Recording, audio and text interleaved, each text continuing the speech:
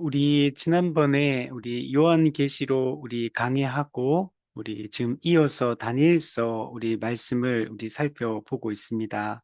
어, 우리 요한계시록과 우리 다니엘서는 이 묵시 문학이기 때문에 이 매우 중요한 이 본문이다. 우리가 종말을 바르게 이해하려면 반드시 우리가 다루어야 될 본문이 있는데 이 요한계시록과 이 다니엘서라고 얘기를 할 수 있습니다.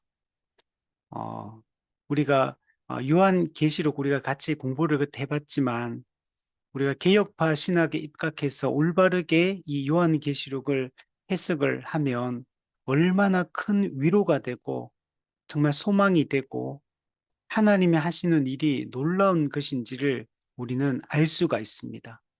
그런데 이 묵시문학을 잘못 해석을 하게 되면 요한계시록은 엄청난 두려움을 불러일으키고 우리 현실에서 일어나는 어떤 사건 하나하나를 일대일로 대응시켜서 두려움에 빠지게 만들고 어떤 거대한 사건들이 일어날 때마다 우리는 불안과 두려움에 떨 수밖에 없는 이런 가르침이 되게 됩니다.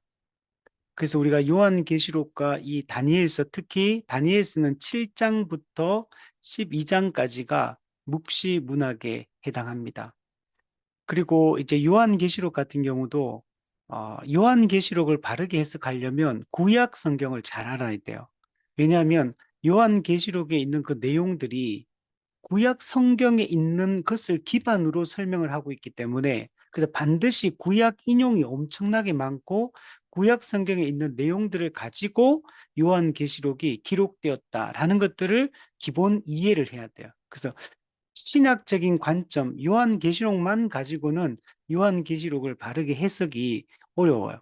반드시 구약에 그 인용하는 것들, 구약에 있는 그 내용들을 기반으로 해석을 해야지만 우리가 바르게 요한계시록을 해석할 수 있고 또 하나 요한계시록을 바르게 이해를 하려면 예수님의 십자가 사역을 잘 이해를 해야 돼요.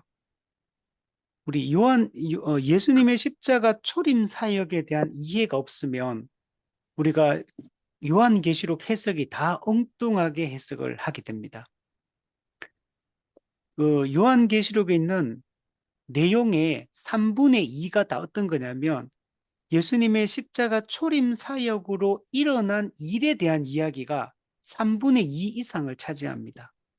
우리가 보통 요한계시록 그러면 예수님 재림 직전에 일어날 일들이라고 생각을 하는데 사실은 아니에요. 그걸 그렇게 해석하면 왜곡이 되고 오해가 생기게 됩니다.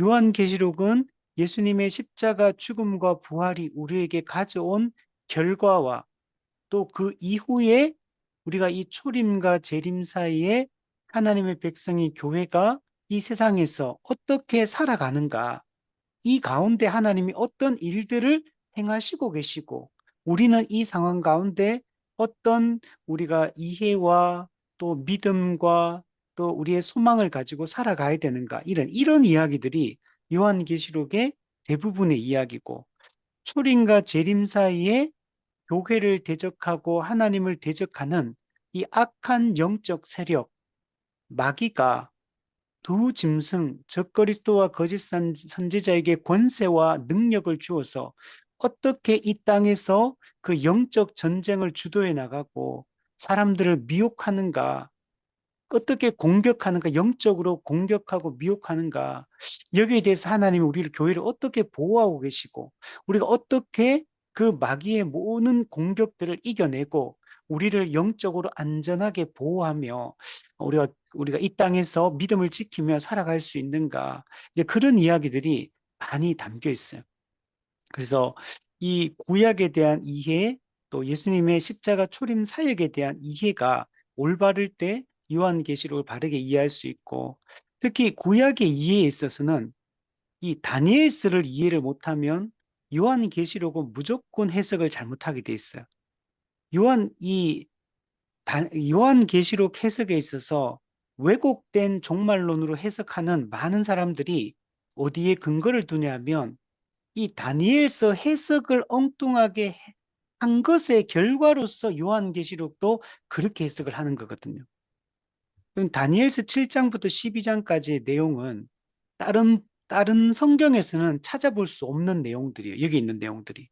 오직 다니엘서 여기에서만 이렇게 구체적으로 기록이 되어 있고, 그래서 어, 우리가 다니엘 7장부터 12장에 나와 있는 이 내용들, 물론 다른 데도 여기에 있는 내용의 그 의미들은 나옵니다. 이게 유추할 수 있는 내용들이 있지만, 그러나 하나님의 이 하나님의 이 구속 계획, 하나님의 이 총체적인 인류 역사에 대한 구원의 역사를 어떻게 끌고 가고 계신지, 그리고 어떻게 종결시킬지, 역사는 영원한 게 아니에요. 직선적 역사관, 시작이 있고 끝이 있습니다. 지금 우리가 살고 있는 2025년 지금 11월을 살고 있는데 이게 3천년, 4천년, 5천년 언제까지인지 모르겠지만 이게 영원한 거는 한계가 있어. 예수님은 재림하실 것이고 최후 심판하실 것이고 인류 역사는 종결시키고 이제는 하나님이 세우신 새로운 역사로 이제 시대 자체가 전환이 되고 바뀌게 되는 겁니다. 근데 그거는 요한계시록의 7장부터 12장의 이 묵시를 살피지 않으면 알 수가 없어요. 그리고 우리가 이 다니엘서 7장부터 12장을 잘 이해하지만 신약 성경의 많은 내용들도 우리가 올바르게 이해를 할 수가 있습니다. 그래서 이게 배경이 되는 부분이기 때문에 그리고 예수님 재림 때까지 전체적인 그 하나님의 이 그 구속사가 어떻게 전개될지에 대한 큰 그림을 보여주는 게 이 다니엘 7장부터 12장이에요. 특히 이제 우리 이제 9장에 이렇게 넘어가게 되면 이런 이래가 이제 나오거든요. 이게 정말 중요해요. 이런 이래. 어, 이걸 어떻게 해석하느냐, 이 9장을 어떻게 해석하냐에 따라서 엄청나게 이 종말론이 왜곡이 돼버리고 여기에서 뭐가 나오냐면 세대주의 종말론이 나오게 된 겁니다. 그래서 이 부분을 해석을 잘 해야 돼요. 그리고 이 부분이 왜 중요하냐면 이게 예수님이 말씀하셨던 신약의 복음서에서도 이게 계속 연결돼요. 이 부분을 해석 잘못하면 복음서의 그 종말론과 관련된 해석, 데살로니가 후서의 내용들, 그 요한계시록, 그 종말과 관련된 신약 성경에 있는 맥락들을 다 잘못 해석하게 돼요. 그래서 이 다니엘 7장부터 12장을 여러분 우리가 이 올바른 개혁 신학의 입장에서 올바르게 이걸 해석을 하는 게 매우 중요하고 우리가 지금 신천지, 하나님의 교회, 통일교 이게 전부 다 종말론 이단들이거든요. 한국에서 자생한 종말론 이단들이고 지금 이게 사회적 물의를 일으키잖아요. 수많은 가정을 깨뜨리고 수많은 사람들의 삶을 파괴하고 있어요. 근데 이 모든 것들이 이 세대주의 종말론 사상에서 나온 것들이고 거기서 다 파생되어 나온 것들이고 그렇게 해석하게 된 근본 원인이 요한계시록을 해석을 잘못한 건데 사실 요한계시록을 그런 식으로 해석하는 게 사실은 다니엘서에서 시작이 되는 거. 다니엘서에서 이상하게 해석하다 보니까 그게 요한계시록도 잘못 해석하게 되고 이제 그런 종류의 이단이 등장을 하게 되는 겁니다. 그리고 우리가 이단에 안 빠지더라도 우리가 뭐 요즘은 하도 이제 뉴스에서도 이런 신천지 뭐 하나님의 교회 이런 뭐 통일교 이런 문제점들 막 뉴스도 많이 나오고 유튜브에도 많이 나오니까 그래도 사람들이 조금은 경각심을 갖게 됐어요. 그런데 더 문제는 뭐냐면 그런 교회 바깥에 있는 이단들보다 더 위험한 거는 교회 안에서 이런 세대주의 종말론, 왜곡된 종말론에 근거해서 설교하고 가르치고 교육하고 그 성도들끼리도 이런 얘기들을 막 나누고 퍼뜨리고 이게 더 위험한 거예요. 교회 안에서 이런 일들이 일어나는 게 좀 신앙생활을 얼마나 무너뜨리는지 몰라요. 우리 예전에 그, 그 저기 피지인가 했더니 그 태평양 쪽에 피지 섬인가 그 이상한 그 또 이단이 있어요. 그 무슨 제가 이름을 밝긴 좀 그런데 어쨌든 간에 그 사람들이 이 멸망한다 거기 피신해야 된다고 막 거기 짐 싸들고 그 이민 가가지고 그 피지인가 무슨 남태평양 어떤 섬에 가가지고 그 막 삶을 다 팽개치고 그걸로 막 갔는 적이 있었거든요. 한국에서도 많이 갔어요, 그 당시에. 그래 많이 가고. 근데 그렇게 해가 뭐 이제 이 세상이 종말이 오고 이제 모든 이게 짐승 적그리스도 이 666 막 이런 얘기하면서 음모론 그죠? 막 이런 얘기하면서 위기감을 불러일으키고 그 사람들로 하여금 그렇게 빠지게 만드는 이런 수많은 문제들이 이런 발생합니다. 우리가 생각하는 것보다 이단이 훨씬 많고 여기 이단에 지금 빠져 있는 사람도 많고 교회 안에도 이런 종류의 사상들을 퍼뜨리는 경우들이 너무 많고 유튜브에 가면은 종말론과 관련된 부분들은 거의 제가 볼 때는 한 8, 90%는 다 그쪽 사상들이에요. 그래서 유튜브에서 이 종말론이나 이런 강의를 들을 때 매우 조심해야 돼. 매우 이상한 주장들이 많고 근데 그런 데를 보면 유튜브가 사람들이 구독자가 엄청 많아요. 그런 쪽에 구독자들이.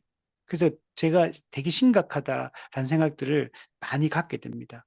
그래서 우리 이번에 다니엘 7장부터 우리 12장까지 이 내용들을 하나하나 우리가 올바른 개혁주의 종말론, 성경적 종말론 입장에서 이 하나하나를 잘 이해하고 하나님이 어떻게 그 이 시대를 이끌어 가는가, 예수님 재림하시고 역사를 종결할 때까지 어떻게 이끌어 가는가를 잘 하나하나 차근차근 큰 틀에서 물론 이제 우리가 수요 예배이기 때문에 이걸 뭐 자세하게 다룰 수는 없어요. 그냥 그냥 그 본문에 그냥 한편적인 그 핵심적인 내용만 간단간단하게 다루고 지나가지만 이 내용들을 우리가 잘 이게 정리하고 우리가 했으면 좋겠습니다.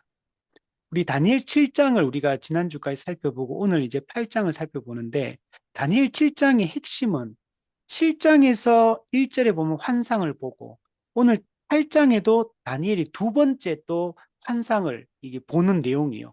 그래서 우리 지난주에 봤던 7장에서 봤던 네 짐승 환상이 나오고 그다음에 그 네 짐승 중에 두 짐승 순양과 또 순염소라고 하는 이 환상이 오늘 8장부터 이제 등장을 8장에 그 내용이 등장하고 있습니다.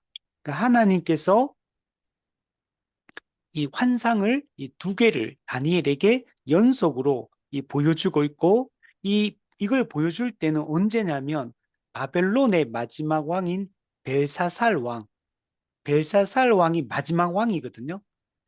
그 바벨론은 과거에 구 바벨론이 있고 옛날에 함무라비 법전을 만들었던 구 바벨론 아브라함보다 그 이전 시대 그때 이제 구 바벨론이 있고 우리 성경에 나오는 바벨론이라고 할 때는 이거는 신바벨론을 얘기하는 신바벨론. 그래서 이 신바벨론은 이제 왕이 딱 세 명밖에 없어요. 느부갓네살 아버지, 그 다음에 느부갓네살 다음에 왕이 되는 벨사살 딱 세 명의 왕밖에 없어. 한 100년 정도, 100년 조금 더 넘게 지속되다가 이 페르시아에게 바벨론 제국이 멸망을 하게 됩니다. 음, 이제 근데 그 바벨론이 멸망할 그 마지막 왕 벨사살 그 시대에 벨사살 왕이 통치하는 그 시대에 다니엘이 하나님으로부터 두 개의 환상을 이렇게 여기서 7장에서 8장에서 이 봤다는 것들을 알 수가 있어요. 7장의 네 짐승 환상은 사자, 곰, 표범, 그 다음에 무섭고 놀랍고 강한 짐승, 네 가지 종류의 짐승에 대한 얘기예요. 사자 같은 바벨론 제국, 곰 같은 페르시아 제국, 표범 같은 헬라 제국, 무섭고 놀랍고 강한 짐승 같은 로마 제국, 그리고 로마 제국에서 나오는 한 작은 뿔, 한 작은 뿔, 이게 적그리스도를 상징하거든요. 예. 그게 적그리스도가 예수님 재림할 때까지 계속적으로 이 땅에서 그리스도를 대적하며 반대하면서 사람들의 영혼을 멸망시켜서 다 죄와 사망에 이르게 이렇게 하는 역할들을 하게 됩니다. 이 적그리스도에 대한 얘기 요한계시록에도 이 얘기가 나왔었죠. 바다에서 올라온 첫 번째 짐승 적그리스도, 땅에서 올라오는 두 번째 짐승 거짓 선지자. 적그리스도는 정치적인 면에서, 거짓 선지자는 종교적 면에서 교회를 압박하고 무너뜨리려고 하는 이런 세력이 계속되는 거예요, 이게.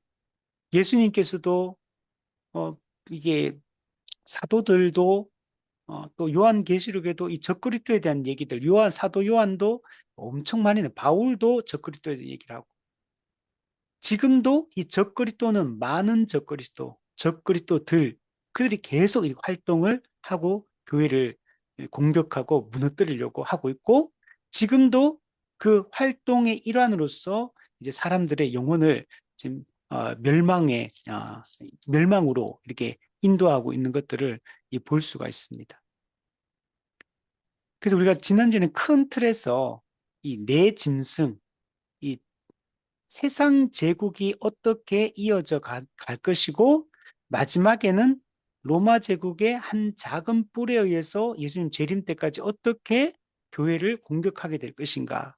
이제 그 이야기를 내 짐승 환상을 통해 보여주었어요. 이거는 다니엘서 2장에 느부갓네살 왕이 꾸었던 금신상 꿈의 내용과 똑같은 거. 거기도 금신상에 그 네 개, 이게 네 개, 여기 나오는 네 짐승의 이 제국하고 똑같은 제국이에요. 근데 결국에는 다니엘서 2장에도 어떻게 되냐면, 하늘에서 사람의 손이 닿지 않은 돌이 하늘에서 날아와가지고 금신상을 쳐서 무너뜨려 버려요.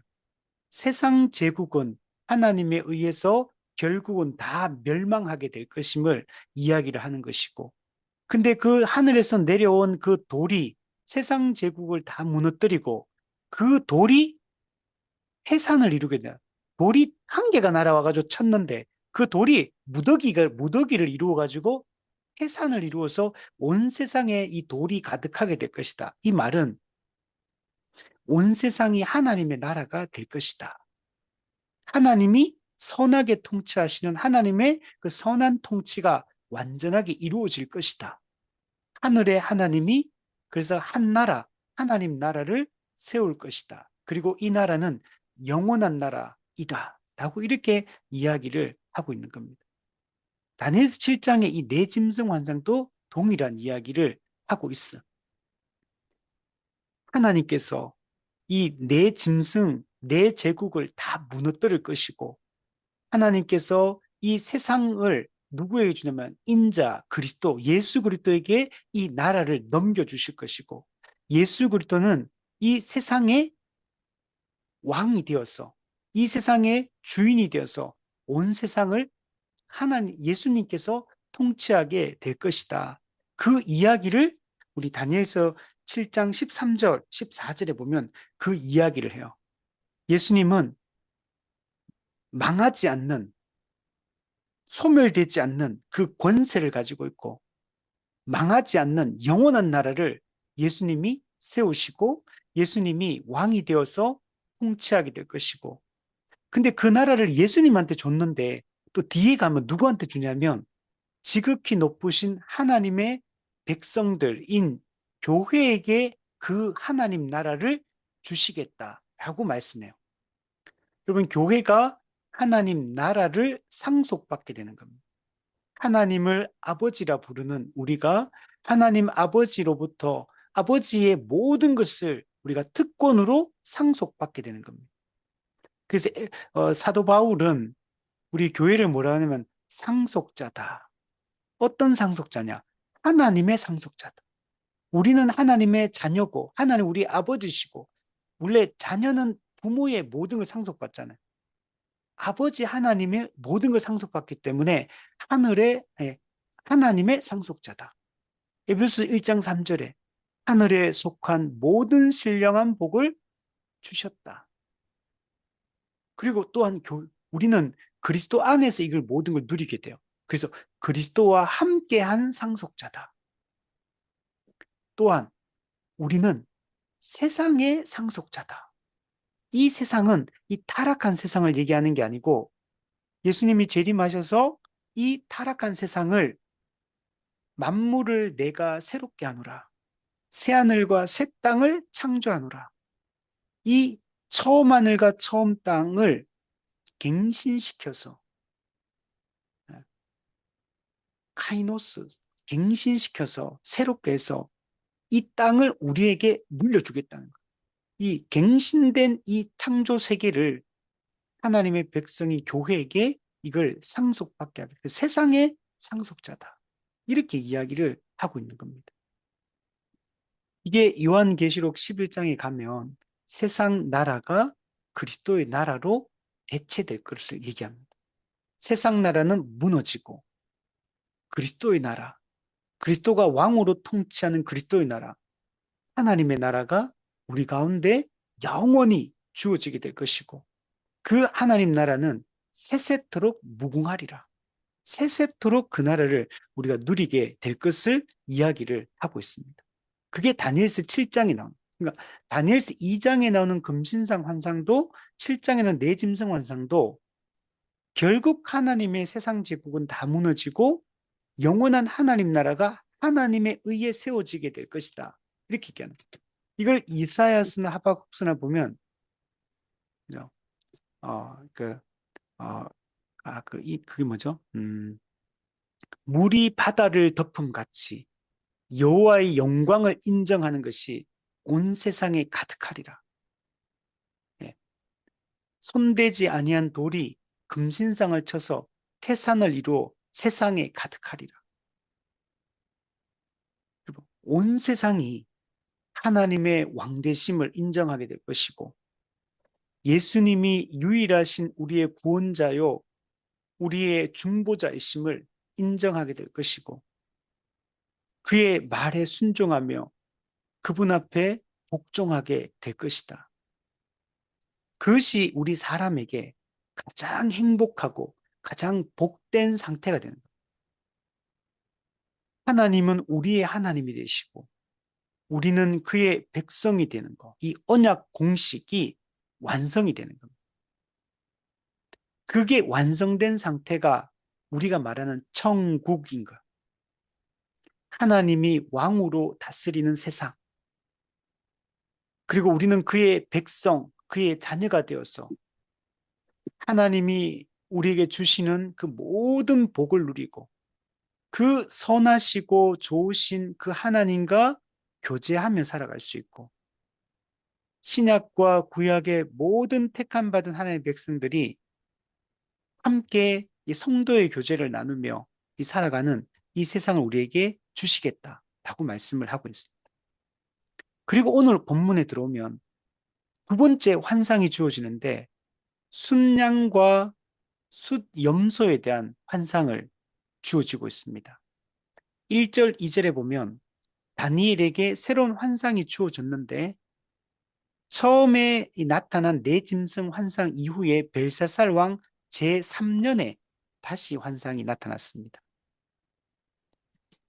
신바벨론 제국 앞서 얘기했던 것처럼 BC 625년에 나보폴라살에 의해서 세워지게 됩니다.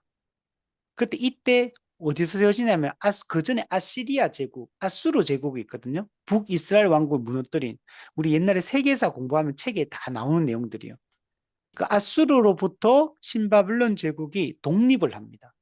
원래는 거기에 이제 속국으로 이제 그냥 그게 그냥 그게 편입돼 있는 상태였는데 아수르로부터 신바벨론 제국이 독립을 하게 되고 그리고 20년이 지나서 우리가 잘 아는 느부갓네살 이 남유다를 멸망시킨 느부갓네살 왕이 605년에 BC 605년에 왕이 됩니다. 그리고 남유다를 나중에 무너뜨려요. 그리고 그로부터 조금 시간이 지나서 562년 그 지금으로부터 그러니까 2500년 전이죠. 벨사살 왕이 이제 세 번째로 왕이 됩니다. 이때 벨사살 왕이 통치하는 이때 539년에 페르시아 제국에게 완전히 멸망을 하게 됩니다. 그러니까 지금 요 환상이 주어지는 요 시점이 이 바벨론의 마지막 왕 시대에 이루어지고 있다. 그리고 이 환상을 다니엘 어디서 보냐면 엘람 지방, 예, 엘람 수산성, 이 바벨론 동쪽입니다. 그 바벨론 동쪽에 있는 엘람 지방의 수산성, 그 수산성 옆에 을레 강변이 있는데 거기에서 이 환상을 보게 됩니다. 여기가 나중에 뭐가 되냐면 지금은 바벨론 제국이거든요. 좀 이따가 이제 메데 바사 통합 제국으로 있다가 이제 페르시아가 바사가 메데를 완전히 이제 이렇게 흡수합니다. 그래서 나중에는 페르시아 제국이 돼요. 처음에는 메데와 페르시아가 같이 이렇게 했거든요. 그렇게 한 엘람도 메데, 엘람 이 같은 지역이고 페르시아 이렇게 두 나라가 합쳐가지고 바빌론 제국을 무너뜨리고 하다가 페르시아가 이제 메데 엘람을 흡수해 버립니다. 그래서 나중에는 우리가 잘 아는 페르시아, 지금 페르시아가 지금 이 민족 페르시아인 그러면 우리 이란 이런데 아프가니스탄 여기가 페르시아인들이거든요. 이제 이 사람 이제 이쪽 페르시아가 이제 정복을 장악을 하게 됩니다. 여기가 나중에 이 엘람 지방 수산성 이쪽이 나중에 이 페르시아 제국의 이런 수도가 나중에 됩니다. 자, 근데 이제 이 내용이 이 환상이 어떤 의미인지 우리 아직은 안 봤지만 우리 17절 한번 보세요. 17절. 17절 끝에 보면 이 환상은 정한 때 끝에 관한 것이다. 하나님이 정한 때가 있어요. 그리고 그 때가 이 때를 뭐라면 끝이라고요. 끝. 세상의 끝날. 정한 때 끝에 관한, 종말에 관한 이야기를 하고 있다. 그리고 19절에도 한번 보세요. 19절에 보면 진노하시는 때가 마친 후에 될 일. 하나님의 진노하시는 때가 마친 후에 일어날 일에 대해서 지금 이 환상이 보여주고 있다. 또 뒤에도 보면 이 환상은 정한 때 끝에 관한 것이다. 정한 때 끝에 일어날 일을 하나님이 다니엘을 통해 미리 예언해주고 있는 거예요. 미리 보여주고 있는 겁니다. 환상을 통해서. 즉, 이 끝에 일어날 일이 뭐냐면, 우리 앞서 제가 다 얘기했던 이 바빌론의 멸망 이후에 누가 일어나냐면, 메데 바사 제국이 일어나고, 이 메데 바사 제국은 또 누가 무너뜨리냐면, 알렉산더 대왕의 헬라 제국이 또 무너뜨려요. 근데 또 이 헬라 제국은 나중에 로마 제국에 또 무너집니다. 그래서 로마 제국이 예수님 시대에 아주 강력하게 있었죠. 근데 이것도 나중에 또 무너집니다. 로마 제국이 무너지고 어디로 누가 이제 그 가냐면 유럽 쪽에 있는 이쪽 민족이 이제 그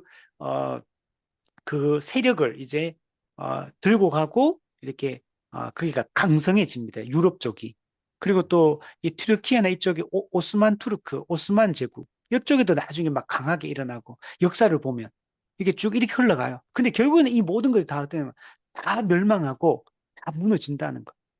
세상 제국이 한때는 엄청나게 득세하고 영원히 망하지 않을 것 같고 그 권세가 영원할 것 같았는데 순식간에 다 무너져요. 우리 몽골 제국, 칭기스칸의 몽골 제국 보세요. 얼마나 강력했는지. 그 말 타고 이렇게 뭐 정말 빠르게 이렇게 눈 깜짝 소식 딱 듣는데 이미 말 타고 막 쫓아와서 막 공격했다 막 그러거든. 그만큼 말을 한 사람이 막 두 필씩 막 이렇게 세 필씩 가지고 다니면서 갈아타면서 막 달려가니까 엄청난 그러나 그 몽골 제국도 보세요. 결국 다 무너지고 오스만 제국 엄청났거든요. 다 무너지는 거예요. 세상 제국은 영원한 게 아니에요. 우리 20세기에 우리 냉전 체제, 구소련, 우리 미국 중심으로 해가 냉전 막 싸우고 했잖아요. 그 결국 그 구소련 얼마나 강해서 공산혁명을 일으키고 공산주의 연합체를 이루어서 다 무너졌잖아요, 결국. 요즘은 보세요. 미국도 엄청나게 강한 것 같았는데 미국도 요즘 보면 옛날의 미국이 아니에요. 세계의 경찰 국가 막 이러면서 우리가 전 세계를 우리가 통치하고 보호하고 우리가 이끈다 이런 자부심이 있었는데 지금은 이제 완전히 정반대로 지금 가고 있죠. 이제 보호무역 이렇게 가고 미국 우선주의 이렇게 가고 이제 뭐 이제 빼고 그죠? 옛날 미국이 아니에요 지금은. 전 세계가 지금 다 과거의 그 영광을 꿈꾸고 있죠. 대영 제국 막 꿈꾸고 있죠. 일본 꿈꾸고 있잖아요. 군국주의. 근데 다 아니에요 옛날만.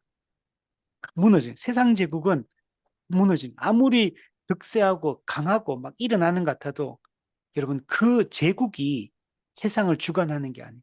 하나님께서 역사를 주관하고 계시고 하나님의 이 창세전에 하나님이 마련하신 하나님의 구속 경륜은 한치의 오차도 없이 차질 없이 지금 이루어지고 있다는 사실을 우리가 알아야 됩니다. 세상 제국의 권세는 일시적이에요. 하나님의 권세와 통치는 영원한 것입니다. 우리 이 내용을 이 순양과 순염소 환상을 통해서도 보여줘요. 우리 3절, 4절 한번 보세요. 두 뿔 가진 순양에 대한 설명입니다. 순양인데 뿔을 두 개나 가지고 있어요. 뿔은 뭘 상징하냐면 힘을 상징합니다. 힘, 권력, 권세 이걸 상징해요. 근데 뿔이 두 개예요. 아주 강하다는 거. 우리 염소나 이게 동물의 왕국 이런 데 보면 뿔이 커야지 그 힘이 센 거예요. 뿔이 또 뾰족하고 세고 이렇게 하면은 그 뿔을 믿고 이렇게 막 박치기 하고 막 공격하고 하잖아요. 그 뿔은 힘과 권세를 상징하거든요. 근데 이 두 뿔 가진 순양은 누구를 얘기하냐면 메데바사를 얘기합니다. 우리 20절에 한번 보면 내가 본 바 두 뿔 가진 순양은 메데와 바사의 왕들이요. 네, 메데바사 제국을 상징하고 있는 겁니다. 근데 이 다니엘이 보니까 이 두 뿔 가진 순양이 강가에 서 있는데 뿔이 두 개인데 뿔이 또 다 길어요. 뿔이 커야지 힘이 센 거거든요. 뿔이 두 개일 뿐만 아니라 뿔이 또 길어요. 이거 아주 강력한 힘을 가지고 있는 제국이라는 거예요. 근데 그중 한 뿔이 다른 뿔보다 더 길어요. 그러니까 둘 다 길긴 긴데 하나가 다른 것보다 더 길어요. 근데 그 긴 거는 나중에 난 거예요. 먼저 돋아난 뿔이 더 작고 나중에 돋아난 뿔이 더 길어요. 20절에 보면 아까 얘기했듯이 이게 메데 바사 제국을 얘기하는데 자 여기서 보면 한 뿔이 다른 뿔보다 길다 할 때 이 한 뿔, 긴 뿔, 두 개 중에 하나 더 긴 뿔 요거는 누구를 얘기하냐면 바사르, 페르시아를 얘기하는 거고 그 좀 더 작은 뿔 요거는 뭐냐면 메데를 상징하는 거. 두 나라 연합에 의해서 바빌론 제국을 무너뜨리고 그래 섰지만 결국에는 역사를 보면 긴 뿔이 있는 거예요. 더 강한 자가. 그래서 페르시아가 메데를 흡수해 버리는 겁니다. 그래서 결국에는 페르시아 제국이 나중에 되게 된 겁니다. 그래서 그 이야기를 지금 여기서 하고 있는 겁니다. 그래서 나중에 난 이 뿔이 먼저 난 뿔보다 더 강력해져서 이제 역전시켜서 이제 그 힘을 차지하게 된다. 그런 얘기를 하는 거예요. 그리고 또 밑에 보면 두 뿔 가진 순양이 서쪽, 북쪽, 남쪽을 향해 들이받는다. 이 바다요. 원래 양은 염소 이런 종류는 막 들이받잖아요, 뿔로. 이게 서쪽으로도 들이받고 북쪽으로도 들이받고 남쪽으로도 막 들이받아. 막 주변에 있는 나라들을 막 들이받아요. 힘을 막 떨치고 해가지고 이게 엄청나게 큰 세력을 이 페르시아 제국이 형성하게 됩니다. 서쪽에는 누가 있냐면 유대, 이스라엘이 있고 북쪽에는 소아시아 지방이 있고 남쪽에는 애굽이 있어, 이집트. 여기를 다 정복합니다. 쳐들어가 가지고 얼마나 이게 두 뿔 가진 순양 얼마나 무서운지 몰라. 여러분 양이 그냥 순한 동물 이렇게 생각하면 안 돼요. 양이 우리 양 실제로 보면요 양 옆에 가면 막 들이받고 막 이 성질이 못 됐어. 양이 보면 이 두 뿔을 가진 순양이 이렇게 막 하는데 근데 이거 아무도 순양을 대항할 자가 없대요. 그 손에서 구출해 낼 수 있는 자도 없대요. 그만큼 이 두 뿔 가진 순양이 세고 막, 막 양사방으로 막 돌진해가지고 막 다 들이받아 모든 걸. 이런 제국이에요. 그래서 뒤에 보면 뭐라고 하냐면 자기가 원하는 대로 행한다. 그리고 점점 더 강해져 갔다. 이렇게 말. 그 현대 번역은 뭐라고 번역했냐면 자기 하고 싶은 대로 마구 움직였는데 정말 그 모습은 뭐라 표현할 수 없을 만큼 방자였다. 그냥 막 방자하게 막 망나니처럼 막 아무 데나가 막 떠받고 막 주변 열국들을 다 무너뜨리고 짓밟아 버리고 막 이렇게 했다는 겁니다. 엄청나게 힘이 세죠. 지금 이 두 뿔 가진 순양을 무너질 것 같지 않잖아요. 들이받으면 다 이겨요. 주변에 있는 모든 양사방으로 다 들이받아가지고 다 차지하고 정복하고 위세를 떨치고 권세를 떨쳐요. 그런데 좀 있으면 뒤에 보면 순양이 여러분, 꺾입니다. 뿌리 꺾이고 다 죽어요. 근데 놀라운 것은, 그러니까 이 페르시아 제국이 이렇게 했던 이 모습들을 보면 사실은 자기 타락한 욕망을 따라 그냥, 그냥 망나니처럼 막 행동한 거예요, 사실은. 근데 놀라운 것은 이 페르시아 제국이 첫 번째 페르시아 제국의 왕이 누구냐면 고레스 왕이에요. 고레스 왕. 그 성경에 고레스 왕이 나오거든요. 이 고레스 왕이 바벨론에 포로되었던 유대 사람들을 그들에게 칙령을 내려서 포로 귀환할 수 있도록 명령을 내리는 사람이 이 페르시아 제국의 고레스 왕이에요. 또 이거는 또 아이러니하죠. 하나님의 도구로 사용이 돼요. 하나님이 이 페르시아 제국은 그냥 자기 진짜 인간적인 세상적인 자기 욕망을 따라서 그냥 막 행동하는 거예요. 근데 하나님이 이 바빌론을 무너뜨린 이 페르시아의 초대 왕, 이 고레스 왕을 통해서 그를 도구로 이용해서 이스라엘 민족을 고토로 예루살렘 땅으로 돌아가도록 이렇게 칙서를 내리는, 칙령을 내리는 이런 일들을 하게 합니다. 역대하 36장에 보면 바사의 고레스 왕 원년에 그 딱 들어서자마자 그렇게 해요. 여호와께서 예레미야의 입으로 하신 말씀을 이루시려고 네, 포로귀환도 70년 후에 포로귀환 한다는 것도 이미 예레미야 선지자를 통해서 하나님이 다 예언해 주셨어요. 그 하나님이 예언하시고 약속하신 그대로 이루기 위하여 고레스 왕을 통해 돌아가라고 칙령을 내리게 됩니다. 그래서 여호와께서 바사의 고레스 왕의 마음을 감동시키심에 그가 온 나라에 공포도 하고 조소도 내려 이르되 바사 왕 고레스가 이같이 말하노니 하늘의 신 여호와께서 세상 만국을 내게 주셨고 나에게 명령하여 유대 예루살렘의 성전을 건축하라 하셨나니 너희 중에 그의 백성된 자는 다 올라갈지어다. 너희 하나님 여호와께서 함께 하시기를 원하노라. 여러분, 이 악이 이렇게 막 자기 맘대로 이렇게 하는 때도 하나님이 합력하여 선을 이루어 가시고 하나님의 구속사를 진행해 나가시는 것들을 볼 수 있습니다. 그리고 하나님이 하시는 일들은 우리 사람의 생각과 달라요. 하나님은 놀라운 일들을 이루어 가시는 것들을 이런 볼 수가 있습니다. 그리고 5절부터 7절 한번 보세요. 그런데 어떻게 되냐면 붓불 가진 순양이 있었는데 순염소가 나타나요. 여러분 양하고 염소 누가 더 셉니까? 염소가 좀 더 센 이미지잖아요. 예. 근데 이 염소는 21절에 보면 털이 많은 순염소다. 털이 많은 순염소인데 곧 헬라 왕이다. 헬라 왕, 헬라 제국을 얘기하는 거예요. 한 순염소가 서쪽에서부터 와요. 서쪽은 이 그리스를 얘기합니다. 그리스의 마게도냐. 여기서부터 알렉산더 대왕이 옵니다. 이 동쪽으로, 이 아시아 쪽으로 와가지고 이 페르시아 제국이 아시아 쪽에 있으니까 여기 와서 페르시아 제국을 무너뜨리는 겁니다. 근데 이 순념선 5절에 한번 보시면 땅에 닿지를 않아. 와, 여러분 우리가 발이 우리 그저 뛰고 걷는데 발이 땅에 닿지를 않아. 이 말은 엄청나게 빠르게 움직인다는 얘기를 하는 거. 발에 닿지 않으니까 아주 빠르게 움직여서 신속하게 움직여서 페르시아 제국을 멸망시킨다. 돛불 가진 순양 메데바사를 무너뜨리게 될 것임을 얘기하고 있는 거.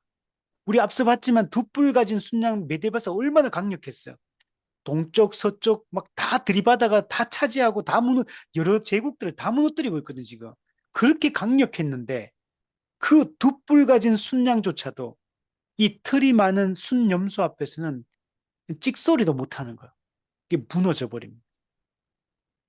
그리고 이 순염소의 이 초대 왕이 바로 알렉산더 대왕, 우리 유명한 영화로도 만들어졌죠. 알렉산더 대왕. 예. 경이로운 속도, 경이로운 힘으로 메데바사를 정복하는 겁니다. 근데 그 순염소의 두 눈에는 5절에 보면 현저한 뿔이 돋아납니다. 현저한 뿔. 근데 이 뿔이 우리 그 뒤에 보면 21절에 보면 현저한 뿔이라고 앞에는 여기는 큰 뿔이다. 큰 뿔, 큰 뿔이 이제 여기 돋아났다. 요 큰 뿔, 현재한 뿔, 요게 누구냐면 그걸 알렉산더 대왕을 얘기하는. 요게 딱 돋아나가지고 이제 이 모든 걸 정복하는 것들을 볼 수 있습니다. 뿔이 큰 거는 힘이 세다는 얘기예요. 그래서 알렉산더 대왕이 여러분, 제가 정확하게 모르겠는데 하여튼 왕이 될 때가 알렉산더 대왕이 10대 후반인가 20대 초반인가 그래요. 엄청나게 빠르게 그 왕이 되어서 그 정복 전쟁을 합니다. 그 영화 이런 브래드 피트가 그 알렉산더 대왕 역으로 나온 영화가 있거든요. 그거 꼭 한번 보세요. 그 진짜 재밌어요. 재밌고 아 그때 역사가 이런 일들이 있었구나라는 것들을 알 수가 있어요. 아주 20대 아주 젊은 그런 초반의 젊은 그런 왕이 여러분 이게 단순히 그 그리스 그 지역을 그냥 통일시킨 것만이 아니라 당시 최대 제국이었던 이 페르시아 제국에 쳐들어와 가지고 숫자가 이런 페르시아가 훨씬 많아요. 숫자가 이 군사 숫자가. 그런데 이 알렉산더이 쳐들어와가 멸망시키는 겁니다. 그 뒤에 보면 순념소의 그 두 눈 사이에 있는 현저한 뿔, 이 큰 뿔이 성경에 보시면 6절, 7절 보면 분노한 힘으로 분노합니다. 분노. 그리고 이 순양에게 가까이 달려가서는 썽을 내면서 순양을 칩니다. 그리고 순양의 그 두 뿔을 꺾어버려요. 권세를 꺾어버리는 겁니다. 7절에 보면 순양을 땅에 엎드러뜨리고 짓밟았다. 7절에 순양은 순념소를 대적할 힘도 없고 그 손에서 벗어나게 할 자도 없다. 좀 보세요. 아무리 권세 있는 순양, 두 뿔 가진 순양도 결국 다 망하는 겁니다. 세상에 있는 이 모든 부귀영화 권세 결국은 다 썩고 망하고 이런 쇠하는 것입니다. 근데 여기서도 또 놀라운 반전이 있어요. 하나님의 섭리가 있는데 이 헬라 제국이 언어를 통일하고 문화를 통일해요.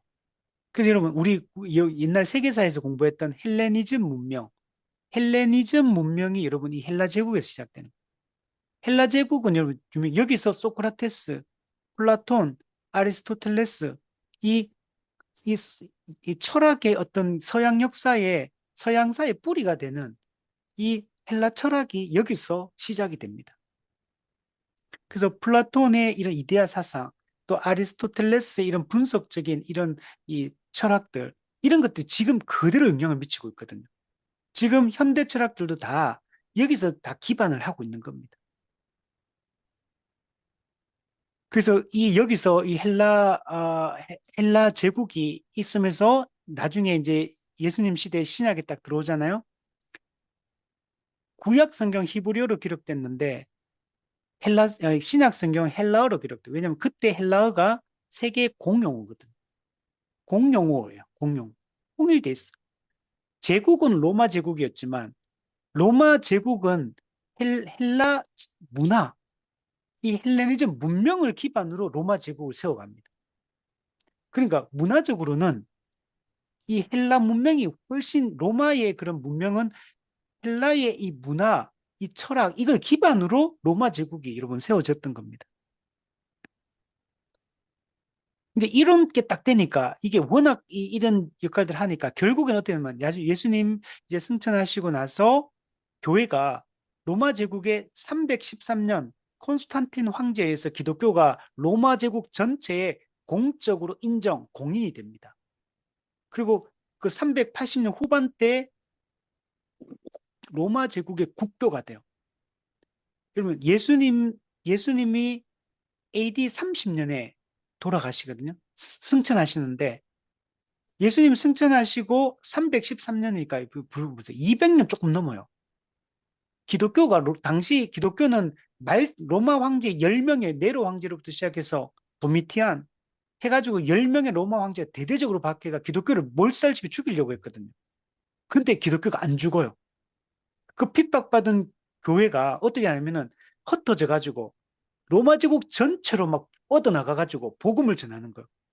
근데 복음이 언어가 헬라어로 통일돼 있다 보니까 공용어가 있다 보니까 이, 이 성경을 가르치기가 너무 쉬운 조건인 거예요. 복음을 전하기가. 그럼 구약 성경 히브리어로 기록됐는데 그 히브리어 성경을 헬라어로 번역한 게 70인역이에요. 구약도 헬라어로 번역돼 있고 신약은 원래 헬라어로 기록했고 그러니까 헬라어로 복음을 전할 수 있는 모든 토대가 로마 제국 안에 뻗어 있고 또 로마 제국은 뭐 했냐면 로마 제국은 전 세계에 길을 다 닦아놨어 그 당시에. 왜냐면 통치를 원활하게 하기 위해서. 그래서 우리 로마의 평화, 팍스 로마나 막 얘기하면서 모든 길은 로마로 이러잖아. 모든 길은 로마로. 왜냐면 로마 제국이 그 당시 자기 지배하는 그 모든 땅으로 길을 다 닦아놓은 박석으로, 그 돌길, 박석, 우리 대구역 가면 그 박석길 있잖아. 돌 심어가지고 깔아놓은 이 돌을 전쟁 빨리 하려고 그거 심어놨거든, 옛날에. 이동 용이하게 하려고. 근데 그걸로 그 로마가 닦아놓은 길로 헬라 문명에 의해서 세워진 그런 철학과 또 그런 언어 이것이 다 도구가 돼가지고 복음이 로마 제국 전체에 뻗어나가고 로마 제국의 국가 종교가 되는 게 200년 조금 넘었어요. 그럼 이건 놀라운 거예요, 이거는. 이게 하나님이 역사 속에서 어떻게 세상 제국이 자기들이 다 막 통치하는 것 같고 마음대로 하는 것 같지만 하나님은 이 모든 과정 속에서 좀 복음이 전 세계에 퍼져나가고 하나님의 나라를 이루는 그 길들로 사용하시고 있다는 것들을 알 수 있어요. 그럼 8절에 마지막으로 보세요. 순념소에 현저한 뿔이 돋아났다 했잖아요. 큰 뿔. 근데 이것도 어떻게 됩니까? 결국 다 꺾입니다. 다 꺾여요. 우리 8절 스스로 심히 강대하여 가더니 순념소가 이 헬라 제국이 막 강력하게 커집니다. 막 그 영화 보면 알렉산더 대왕이 막 침투에 들어가면 가는 곳마다 다 이겨요. 다 이겨. 아무도 막지를 못합니다. 점점 강성해져 가요. 자, 그런데 그 강성할 때에 아직까지 힘이 세요. 아직 막 강력하고 지금 막 분위기 좋아요. 그런데 갑자기 큰 뿔이 꺾여버립니다. 알렉산더 대왕이 여러분 젊은 나이에 갑자기 죽어버려요. 아주 일찍 20대 초반에 이 대왕이 황제가 돼가지고 페르시아를 무너뜨리고 그 당시에 그 세계를 지배했지만 근데 갑자기 죽어버려요. 그러니까 알렉산더 대왕이 이제 죽고 나니까 어떻게 되냐? 그럼 알렉산더 대왕이 통치하는 헬라 제국이 어떻게 되냐면 이어받는 사람이 한 명이 아니고 네 명에 의해서 제국이 분할이 됩니다. 그래서 밑에 보시면 큰 뿔이 강성할 때 꺾이고 그 대신에 현저한 뿔 넷이 하늘 사방을 향하여 났더라. 새로운 뿔 네개가 돋아나. 현저한 네개의 뿔. 요게 뭐냐면 알렉산더 대왕이 죽고 나서 헬라 제국이 네명의 장군에 의해서 분할 통치가 됩니다. 그래서 네명의 장군에 의해서 네개의 제국으로 나누어지게 됩니다. 요걸 여기서 현저한 뿔 넷이 났다라고 얘기하는 거. 카산드, 리시쿠마스, 셀류쿠스, 프톨레마이오스 해서 이집트를 다스리는 쪽, 또 뭐 유럽을 그리스 이쪽을 다스리는 사람, 또 소아시아 쪽 다스리는 유대 이쪽 다스리는 사람, 뭐 이런 식으로가 다 나눠요. 그 네 개의 왕국으로 분열이 돼요. 헬레 제국이 분열이 돼요. 근데 결국엔 또 어떻게 되냐? 얼마 안 가가지고 로마 제국에 무너집니다. 그 로마 제국이 아주 강력하게 일어나요. 여러분, 세상 제국의 권세는 아무리 강대해도 일시적이고 유한하다는 사실을 이런 보여줍니다. 이 알렉산더 대왕의 죽음과 또 헬라 제국의 분열, 이 모든 것들은 돛불 가진 메데바사의 또 멸망, 이거는 인간 역사가 얼마나 허무한 것인가를 잘 보여줍니다. 이와 대조적으로 여러분 그리스도의 권세는 결코 꺾이지 않습니다. 그리스도가 세우시고 통치하는 나라는 여러분 영원한 나라입니다. 우리 요거 한번 마지막으로 다니엘서 7장 13절, 14절 우리 같이 한번 읽어볼게요. 다니엘서 7장 13절, 14절 내가 또 밤 환상 중에 보니 이번 중에 보니 인자 같은 인자 이가 같은 이가 하늘 하늘 구름을 타고 곰 타고 왔어.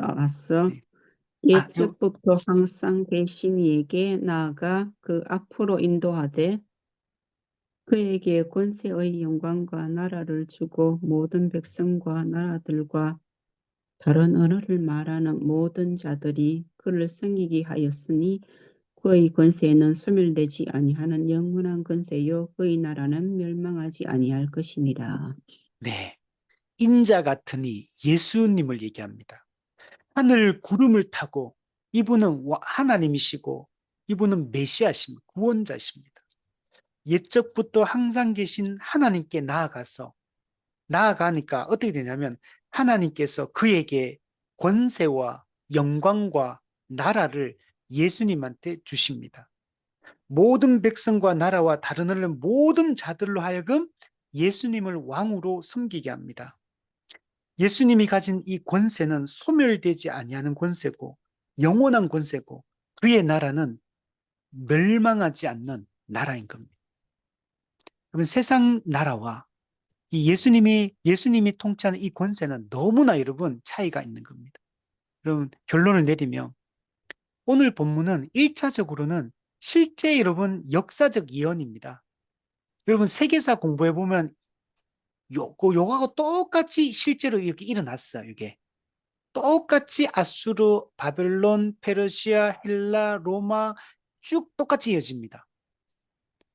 1차적 역사적 예언이 궁극적으로는 이 영적 의미가 있는 거예요. 예수 그리스도가 통치하시고 우월한 통치, 그리스도의 왕권을 통해 시행될 그 우월한 통치를 대조적으로 이런 보여주고 있는 겁니다. 교만한 세상 제국들은 결국 다 멸망할 거예요. 하나님의 참된 왕대심을 인정하지 않는 이 세상 나라는 결국 다 무너지게. 그러나 그리스도가 통치하는 이 나라는 영원할 거예요.